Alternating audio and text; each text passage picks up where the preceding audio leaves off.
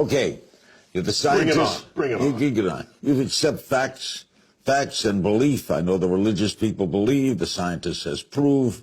What do you believe? What do you think happens when we die? Well, so I can make some unassailable statements about what happens when you die. So you spend your life eating food. Food has a calorie content, and calorie is a source of energy. Calorie is a unit of energy. You bring it in, and then the energy is available for you to maintain your body temperature at nearly 100 degrees. It's 98.6. How do you keep something at 100 degrees when nothing else around you is? You're burning energy to sustain that. Because biologically, we need to be at that temperature to function, okay? You also need energy to walk and to move. That's why you eat food. The moment you die, what happens? You don't maintain the energy. Your temperature drops. How far does it drop? To room temperature. At a funeral, in the casket, if you touch the hand of the person in the casket, your first thought is, the body's cold. No, it's not. It's room temperature. But it's cold compared to 100 degrees. They're no longer burning this energy. Okay, so now, every one of your molecules has energy within it. If you get cremated, that energy gets released in the form of heat. And you heat the air, and that air radiates to space. You get buried, which is how I want my body to be disposed of. Bury me. Bury me. Because you know why? I don't want the energy content of my body to just get radiated out into space, of no use to anybody. Put me in the ground. Let the worms, microbes, come in and out of my body. And the energy content of my body that I had assembled over my lifetime, consuming the flora and fauna of this earth, my body then returns to them. And thus is the cycle of life. I know that's going to happen because you can measure where the energy goes. And that's how I want to go out. But you're not conscious, and that's for eternity, right? Yeah, there's no evidence that I have any consciousness of anything. And by the way, is that so weird? Did you have consciousness before you were born? Were you saying, how come I'm not on Earth? My gosh, I need to be on Earth. Or where am I? No, there's just the state of non-existence. And so I'm not given any reason. But now I am born. Okay. And I can't stand the thought of non-existence.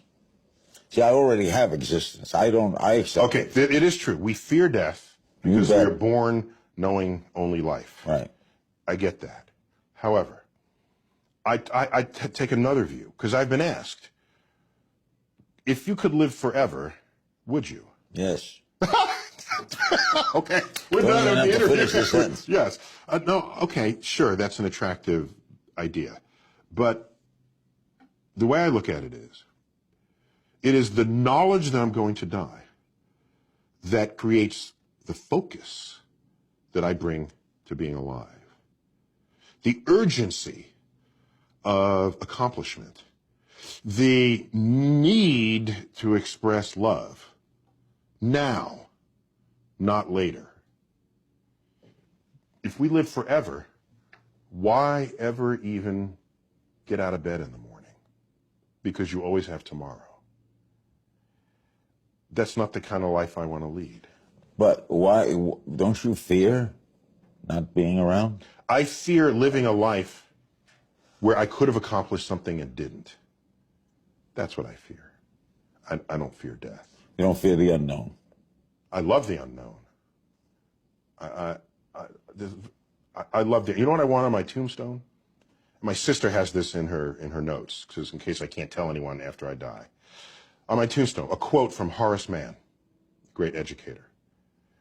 Be ashamed to die until you have scored some victory for humanity. That's what I want on my tombstone. But you don't fear or think about not being around?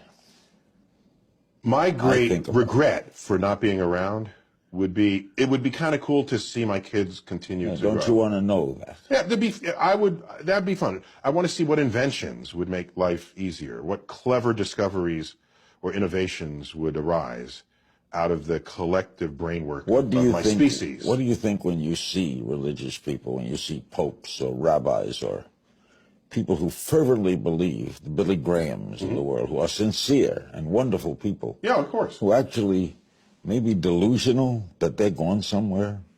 No, they're embedded in belief systems.